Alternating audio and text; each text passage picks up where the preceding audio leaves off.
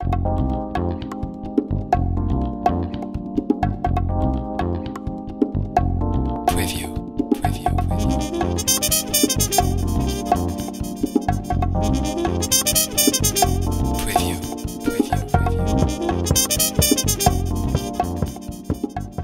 prend souvent cette question de génération Y par le petit bout de la lorgnette, par le côté anecdotique, et qu'on n'aboutit pas à grand-chose en suivant ce chemin-là. Alors, je pourrais vous parler de Facebook et des SMS, tout ce que vous voulez, si vous voulez, mais je veux dire, il faut regarder des choses vraiment fondamentales qui se jouent d'ailleurs aussi à travers ces questions des réseaux sociaux. Il ne s'agit pas de choisir les bons mots ou de faire les bons coloriages pour les attirer.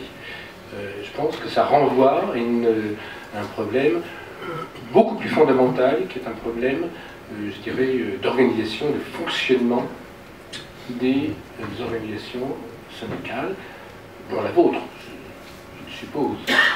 Mais de quoi s'agit-il? Qu'est-ce qui a changé?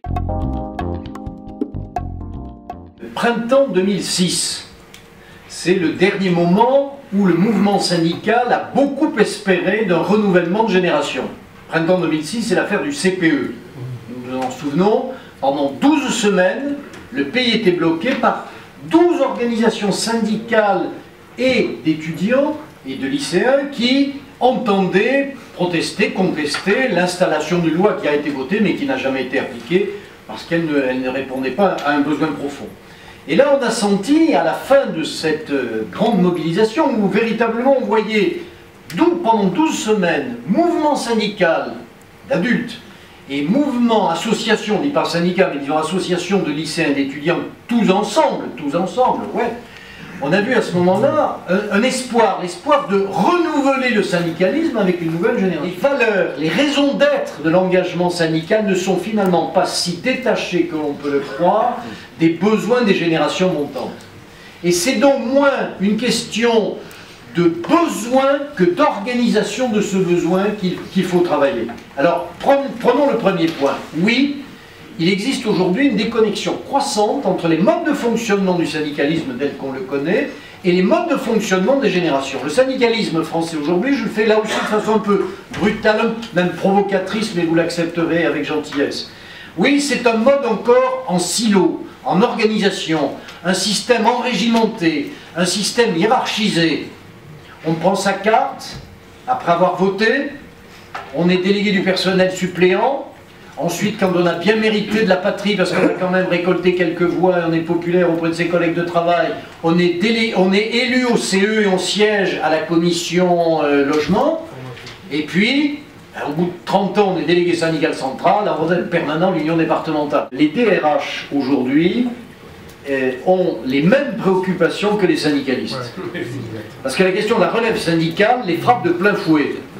Moi, j'étais pas d'accord avec Momo ou avec Morissette, mon délégué CGT, mais, parole donnée, ils étaient pros, quand c'était signé, ou avec mon délégué CGC, il part en retraite, ou elle part en retraite, mais qui va le remplacer? Alors évidemment, c'est pas mon affaire, je suis DRH.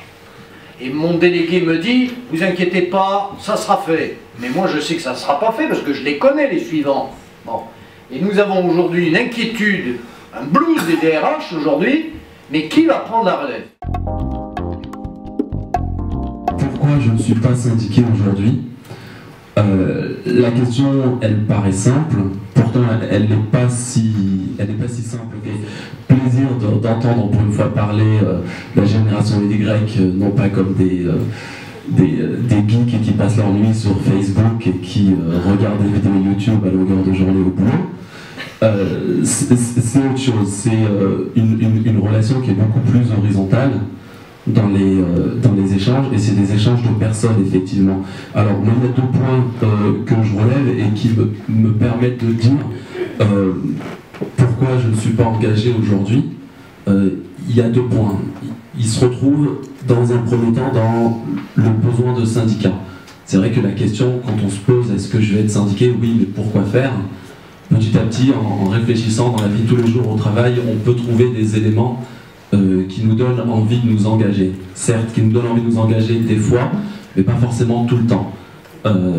C'est quelque chose qui est très important pour moi, de pouvoir me dire que je suis, tout en étant solidaire avec l'ensemble des combats, ne pas être sensible à tous les combats et ne pas vouloir m'engager à 200% dans tous les combats. Je fais un parallèle avec les partis politiques qui certains, à une certaine époque, ont très bien compris ça et qui vous permettent de vous engager dans une campagne X ou Y de façon variable. J'ai évolué à la SNCF avant, j'ai côtoyé les syndicats sud, en particulier à Saint-Lazare, et puis ensuite même au siège social de la SNCF, ou l'habitude de rencontrer les représentants syndicaux. C'est vrai qu'aujourd'hui j'ai beaucoup moins accès à ça, et la question ne m'a jamais été posée, et j'ai beaucoup j'ai apprécié aller poser cette question de bureau en bureau aux différents collègues de toutes les générations. Et toi, est-ce que tu es syndiqué? Et toi, est-ce que tu penses te syndiquer? Pourquoi tu te syndiquerais? Et pourquoi pas moi? Et les réactions sont assez drôles parce que les gens que j'allais dire de ma génération, ou les gens que j'identifie être dans un même état d'esprit, n'ont pas été surpris de la question, n'ont pas hésité à me dire tiens, pourquoi pas, ou moi oui, je suis syndiqué. D'autres plutôt l'ont porté comme une espèce d'organisation secrète qui se réunirait les dimanches dans les églises désaffectées pour parler de sujets obscurs, et qui ont été très choqués de me voir leur poser la question aussi naïvement que ça, tiens, dans l'ascenseur, et vous, est-ce que vous êtes syndiqué? Deux points qu'a abordé Mohamed avant. Le premier point où je suis entièrement d'accord avec lui, c'est sur l'aspect de l'engagement et sur la durée de l'engagement. L'engagement, s'il y a un engagement, et que ce soit dans tous les domaines de l'engagement de la vie en général, c'est vraiment pas forcément d'avoir un engagement à durée illimitée. Et peut-être l'image de l'engagement du syndicat, c'est d'être syndicalisme toute sa vie. Et ça, c'est le premier point qui est un peu bloquant pour moi, me dire de me syndicaliser. Le syndicalisme, c'est toute une vie, etc., etc. Donc ça, voilà. Donc ça c'est déjà un premier point. Après, est-ce qu'il y a une étiquette? Alors, autant être franc et entre nous, je suis là pour dire clairement les choses que je pense. Personnellement, on m'a posé la question dans notre entreprise si je voulais être syndiqué. Et oui, l'étiquette pour moi, ça joue. Voilà. J'ai commencé dans l'entreprise il y a quelques années. On m'a posé la question quand je suis arrivé. Je me suis dit pourquoi. Je me suis dit qu'est-ce que ça va m'apporter, et je me suis dit ça va plus m'apporter une étiquette.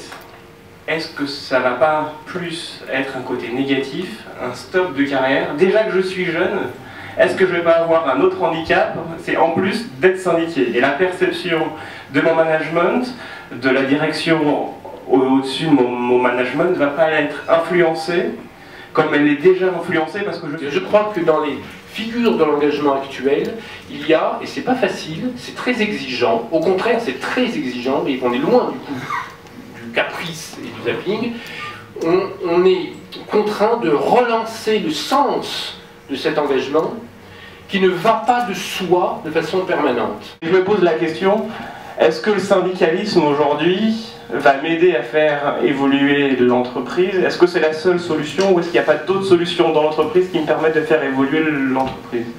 Et ce serait quoi les autres pistes alors pour faire évoluer l'entreprise que le syndicalisme? Peut-être des groupes de travail transverses au sein de l'entreprise sur des thématiques plus transverses. Associer les personnes, et pas les personnes qui ont une étiquette, associée au développement de l'entreprise, à certaines thématiques, dans un monde transverse de l'entreprise, en plus, sur des périodes déterminées. Juste faire une... Avant de leur laisser la parole... Ça va être très dur pour Pauline, je sens.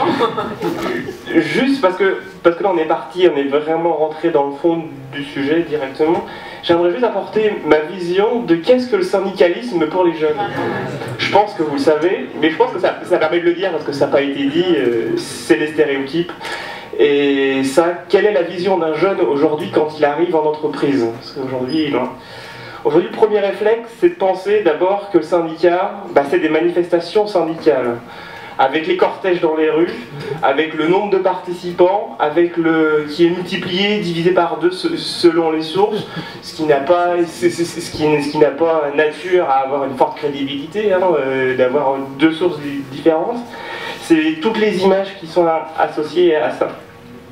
Si on cherche dans ma mémoire des images plus précises du syndicalisme, moi j'ai grandi dans les années 80-90 et 2000 avec Bruno Mazur, David Pujadas dans mon salon, Europe 1 et France Inter à peu près. Donc pour moi, au petit déjeuner, j'avais pour le syndicat Marc Blondel et François Chirac.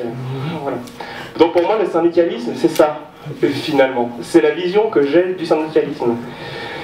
Et c'est aussi cette bataille contre Marc-Antoine Sélière, Laurence Parisot. Désolé d'aller dans ce stéréotype encore plus poussé, mais pour moi le syndicalisme c'est la bataille des ouvriers contre les patrons. J'ai eu des tuteurs de stage, etc.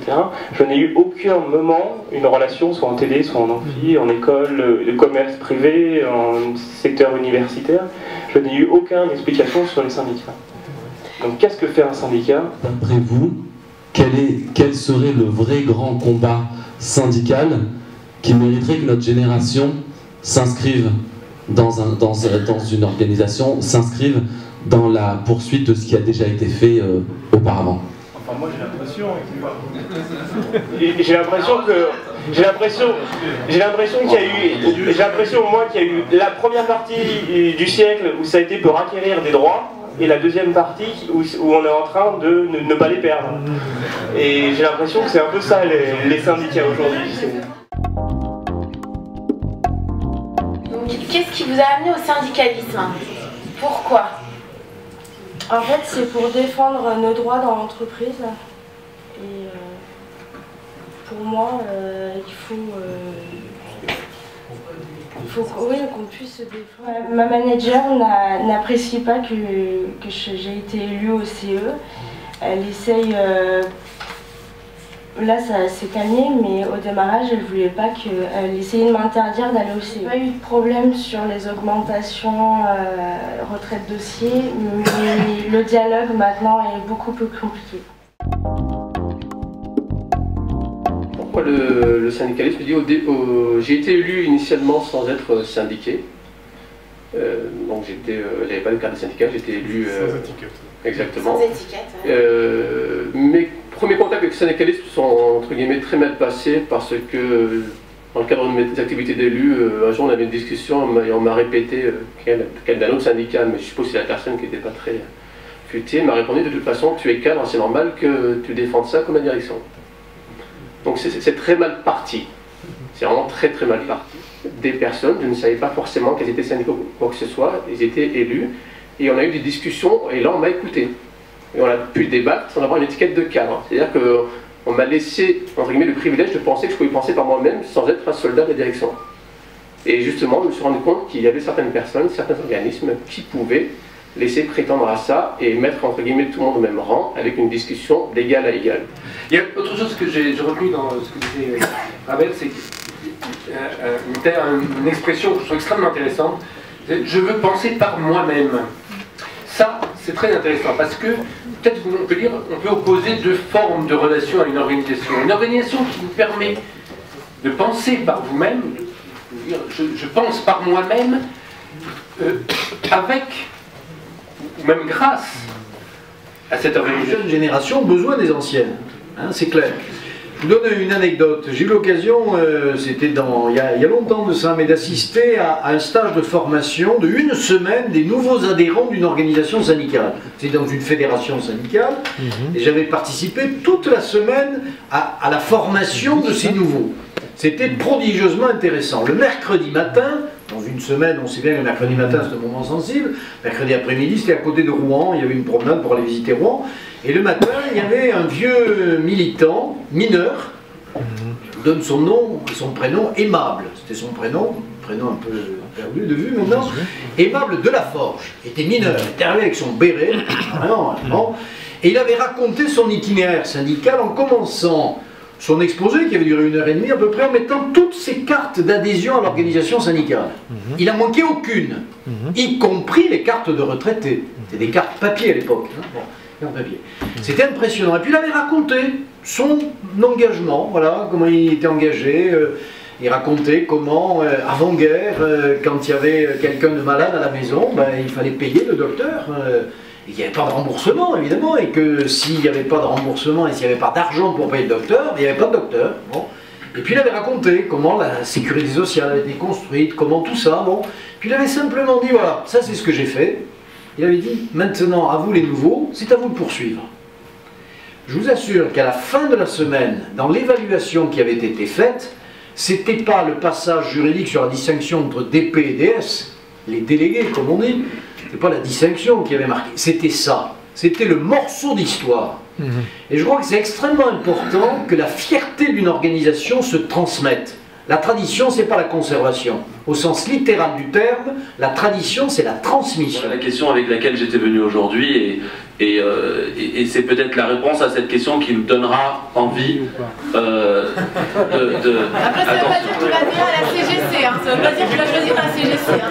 Faites chauffer les cartes. À votre avis, voilà, quelles sont les revendications, les mots d'ordre, les actions qui pourraient intéresser les jeunes aujourd'hui? Vos collègues, vous ne savez pas ce qu'ils font, vos collègues. Vous ne savez pas comment ils s'intègrent dans votre fonction, dans votre process opérationnel. Et bien tout ça, par le syndicalisme, vous l'apprenez. C'est un lieu de débat et d'échange où la parole est libre.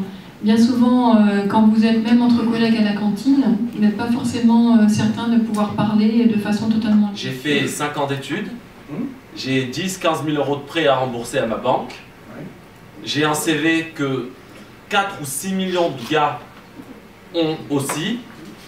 Je me bats tous les jours pour trouver un taf, un CDD de 6 mois. J'arrive, on me dit, bon ben vous ferez le travail de 2 parce qu'il y a réduction d'effectifs, d'accord? Que je me retrouve à faire des journées de 9h à 23h. Vous croyez que j'ai le temps d'aller prendre une bière? Je sais pas, peut-être le week-end avec les copains. J'arrive au bout des 5 mois sous pression pour savoir si oui ou non on me prolongera de 3 semaines, 1 mois. Ou si les indemnités chômage me paieront un jour dans 6 ans. Pour le boulot que j'aurai à faire, sous la pression que j'ai, et encore là je suis gentil, je ne suis pas celui qui a fait du marketing ou de la com, et qui va enchaîner stage sur stage, parce qu'il n'y a pas du tout de débouché.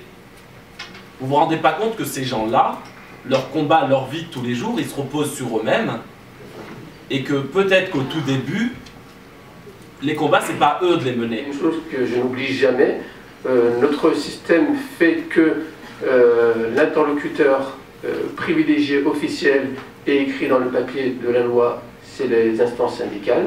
D'accord, ça on l'oublie très facilement, et je me suis rendu compte qu'on l'oublie, enfin on vit une certaine schizophrénie, parce que le jour où il y a un problème personnel avec la direction ou un collègue, on se rappelle que le syndicat est l'interlocuteur officiel. Donc on ne peut pas dire d'un côté l'interlocuteur ne sert à rien et de l'autre côté aller le chercher quand il y a un problème. Donc cet interlocuteur pour moi il est vraiment important, qu'on s'y reconnaisse ou pas. Si on ne se reconnaît pas, pour moi, c'est pas CGC, CLT, quoi que ce soit, j'en crée un autre, moi-même avec mon collègue, on s'appelle les Tartampions, on va à la direction. Si on est représentatif, c'est pareil pour moi. Je ne vais pas faire la pub pour la CGC, si on en crée un autre et qu'on est légitime par rapport à ses collègues et à la direction, why not? Le syndicalisme pour moi c'est être l'interlocuteur, parce que des millions de salariés ne peuvent pas parler tous en même temps. Et la loi l'a écrit, donc à un moment on est dans le système, si on veut le faire avancer, on le respecte, on le fait avancer avec l'outil du système. Et c'est vraiment ça. Maintenant si je suis CGC ou autre, peu importe, je m'en fous. C'est être l'interlocuteur reconnu et ne pas être reconnu uniquement le jour où j'ai un problème. Parce qu'on parle de chômage, etc., de retraite, etc. Peu importe, c'est un problème à l'instant T. Demain j'en aurai un autre. Dans 10 ans, mes enfants en auront un autre. D'accord? Et il faudra un interlocuteur crédible, représentatif du salarié, pour aller discuter avec la direction, que ce soit moi, un autre, Tartampion, la CGT ou FO.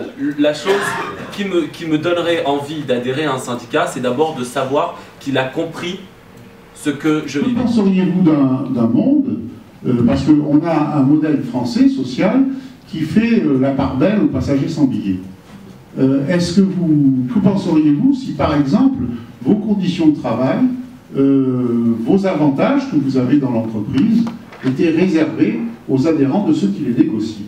À l'origine, justement, ce qui m'a fait adhérer, c'est que, étant dans un grand groupe américain, avec des relations top-down, plutôt viriles, si je peux employer ce terme, j'avais le sentiment en tant que cadre de ne pas pouvoir m'exprimer librement. Et j'avais le sentiment, et c'est sûrement le cas dans de nombreuses entreprises, de devoir entrer dans le moule et d'être le bon petit soldat qui obéit aux ordres de sa hiérarchie dans une organisation verticale et de ne pas avoir un réel droit à la parole. Le réseau de la galaxie CFE-CGC, plus de 140 000 adhérents, te permet éventuellement sur certains aspects, parce que tu ne connais pas trop, sur la protection sociale, sur les logements, il y a des gens qui travaillent dans les organismes paritaires de logement, du CIL et ainsi de suite. Et toutes les problématiques, que ce soit des jeunes ou de n'importe quelle génération, X, Y et ainsi de suite, eh ben, retrouvent des réponses auprès de collaborateurs qui sont dans des entreprises des fois transverses, avec une expérience un peu plus importante. Et toi qui es jeune et qui rentre à ce niveau-là, eh ben, viens éventuellement, choisis de participer avec ces collaborateurs et tu y trouveras ton... La réalité du travail, c'est une réalité. Et je voulais rebondir, je voulais dire à peu près la même chose que le monsieur avant. Je voulais parler du réseau CFE-CGC. Tout le monde le sait, les offres d'emploi ne sont pas tous chez Pôle emploi. Et par la CFE-CGC, on a la chance, quand on est adhérent, et je ne parle pas de militant, d'avoir peut-être avant tout le monde des offres d'emploi, de connaître quelqu'un qui va nous dire « bah là, puisque tu es en CDD, il cherche un CDI, il a ta qualification, tu peux y aller » et avoir la chance, par le fait d'être adhérent, d'obtenir ce fameux CDI qui fait envie. Et moi, je ne suis pas de la métallurgie, de la chimie, je suis de la santé. À la santé, je ne pense pas me tromper en disant qu'on a moins de 2% d'adhérents de moins de 30 ans, largement moins. Et avant de parler de militants, puisqu'on parlait de militants, moi je ne pense pas que justement, dès qu'on arrive dans l'entreprise, on doit militer parce qu'on n'a pas les uns, on n'a pas les moyens, et ce n'est pas notre préoccupation. En premier, et je crois que c'est bien votre cas, vous n'êtes pas adhérent, je pense qu'en premier, voilà, le premier message à faire passer aux jeunes, c'est adhérer parce qu'on peut vous aider.